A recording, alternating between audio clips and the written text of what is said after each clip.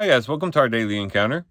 As we get into Hebrews chapter 12, the Hebrew writer is really impressing upon his readers the importance of not falling back, not going back into sin, not going back into um, the Jewish system and things like that, but to really press forward for the things that they have in Christ and to lay hold of what they have in Christ.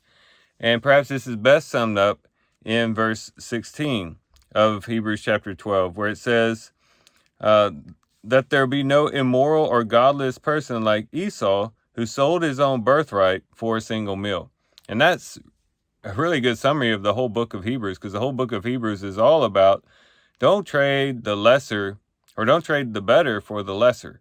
And he's gone through a lot of pains to go and show them that what they have in Christ is far superior to what they had before they were in Christ. And not to go back to the Mosaic law and things like that, but to press forward for the wonderful and great things that they have in Christ, which is really the reality of what the law was just a shadow of. You say, don't trade in your birthright for just a meal. In other words, don't just trade in your birthright. Don't trade in your birthright just for a little bit of relief from the persecution or the pressure that perhaps your countrymen or your relatives are placing on you. Don't give in to the pressure of society. Don't even give in to maybe your own uh, feelings towards the law and things like that. Don't trade in the precious, wonderful, marvelous things you have in Christ for the things that were lesser. Keep holding on to what you have in Christ. And he really fleshes this out as he gets into verse 18 and following. He says, "For you have not come to a mountain that can be touched, into a blazing fire, into darkness and gloom and whirlwind, into the blast of a trumpet and the sound of words, which sound was such that those who heard begged that no further word should be spoken to them. For they could not bear the command, if even a beast touches the mountain, it will be stoned. And so terrible was the sight that Moses said, I am full of fear and trembling." So he's saying, you know, going back to Exodus chapter 19, where they were at Mount Sinai and the Lord appeared to them. And that was the time in which they received the law and the covenant and all those things. And it was a very terrible and frightful sight. Even Moses himself was afraid, and the people heard the voice and they didn't want to hear it anymore. And because they were so afraid, he said, that's not what you've come to. As marvelous and wonderful and as majestic as that was, and as fearful as that was, you've come to something even better than that. You've come to the true reality. Mount Sinai was, yes, a manifestation of God, and it was a giving of the law and the covenant, but all of what Mount Sinai was for was to lead you to what you have now in Christ. As he continues on, he says in verse 22, "But you have come to Mount Zion, and to the city of the living God, the heavenly Jerusalem, and to myriads of angels, and to the general assembly and church of the firstborn who are enrolled in heaven, and to God, the judge of all, and to the spirits of the righteous made perfect, and to Jesus, the mediator of a new covenant, and to be sprinkled, and to the sprinkled blood, which speaks better than the blood of Abel."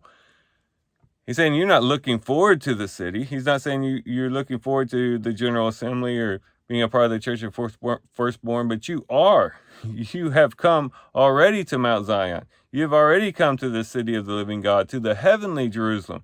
You've already become partakers of this wonderful reality, this heavenly reality. The kingdom of heaven was now present, and now they got to participate in the kingdom of heaven and everything that's connected to that. The angels, the spirits of people made just, the spirits of the righteous made perfect. They've become a part of this wonderful, great assembly of believers and all these things. And these are things that are much better than Mount Sinai and much better than the law and all of those things that they had under the Old Testament system. And now they are to cling to and hold to that which they have in Christ. And the same encouragement is for us as well. Because don't we know that it's always a temptation to go back? It's always a temptation to go back. The spiritual life is really a walk uphill. And anytime you're walking uphill, it can be tempting to just turn around and go back downhill, where it's easier, where it's more comfortable, where it's more convenient. where you find some relief, it's very easy to want to go backwards. The Hebrew writer is saying, no, don't go backwards, go forward. What you have is a higher elevation as you move up the hill, and you actually are headed towards a heavenly reality that goes far superior to anything that you've left behind. And so in Colossians chapter 3, as we tie this with what we're reading, we see why Colossians chapter 3 has this encouragement. This is in Colossians chapter 3, starting in verse 1. It says, therefore you have been raised up with Christ. Keep seeking the things above, where Christ is, seated at the right hand of God. Set your mind on things above, not on the things on earth. For you have died, and your life is hidden with Christ in God. When Christ, who is our life, is revealed, then you will be received with him in glory. So keep seeking the things that are above. Keep seeking what's at the top of the mountain, what's at the top of the hill, and keep pressing forward. Keep going upwards, more and more and more and more. Don't go backwards. We've come to a wonderful and precious reality, a heavenly reality, and we have been able to participate in some glorious things.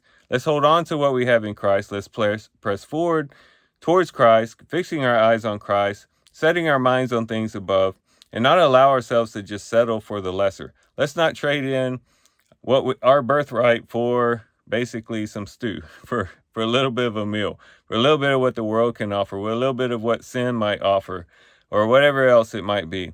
Let's keep our eyes fixed on Christ and keep moving upward, is our encouragement today. So these are some things we can reflect on and think about as we do our reading today.